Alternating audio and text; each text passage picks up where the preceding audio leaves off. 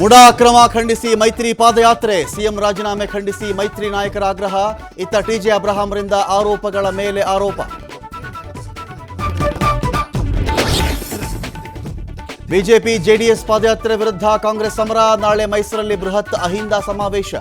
BJP JDS ಹಗರಣಗಳನ್ನು ಬಿಚ್ಚಿಡಲು ಸಜ್ಜು.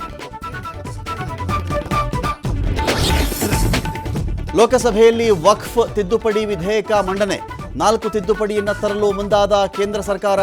BJP ಸರ್ಕಾರ ಅಲ್ಪಸಂಖ್ಯಾತರ ವಿರುದ್ಧವಾಗಿದೆ ಎಂದು ಸಿಎಂ ಆರೋಪ. ಕೊಲೆ ಆರೋಪಿ ದರ್ಶನ್ಗೆ ಸಿಗಲ್ಲ ಮನೆ ಊಟ, ಜೈಲಧಿಕಾರಿಗಳಿಂದಲೂ ಬೇಡಿಕೆಗೆ ನಿರಾಕರಣೆ. ಇತ್ತ ನಾಗೇಂದ್ರನನ್ನ ಭೇಟಿ ಮಾಡಲು ಕಾಟೇರ ಸರ್ಕಸ್. ರಾಜ್ಯಸಭೆಯಲ್ಲಿ ವಿನೇಶ್ ಫೋಗಟ್ ವಿಚಾರ ಪ್ರಸ್ತಾಪಿಸಿದ ನಡ್ಡಾ, ಚರ್ಚೆಗೆ ಅವಕಾಶ ಕೊಡದಿದ್ದಕ್ಕೆ ವಿಪಕ್ಷಗಳ ಆಕ್ರೋಶ. ಸಭಾತ್ಯಾಗ ಮಾಡಿ ಇಂಡಿಯಾ ಒಕ್ಕೂಟ ನಾಯಕರ ಸಮಾಧಾನ.